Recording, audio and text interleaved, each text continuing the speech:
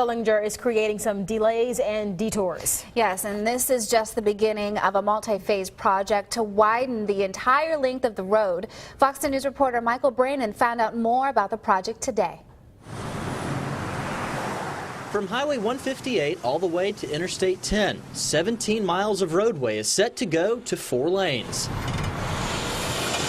It's a case of filling in the gaps, since some of the portions of the 17-mile stretch already have 4 lanes.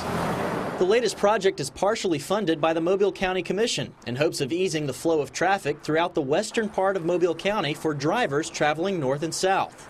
Because of this construction, Public Information Officer for Mobile County, Dina Pollard, tells me road closures are expected, some as early as next week. We do have a road closure that will begin at the intersection of Theodore Dawes Road and Creel Road. Those intersections will be closed. On the north side of Schillenger, it's a different story altogether. Because of the excessive amount of traffic on Schillenger Road, some businesses have taken matters into their own hands when it comes to building their new business far enough back so that they can anticipate a road expansion.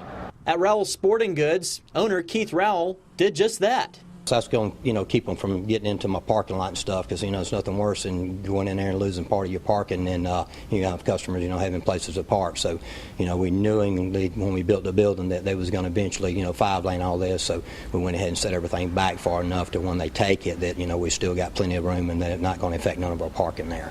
But it's not the traffic outside a storefront window that's the problem. It's north.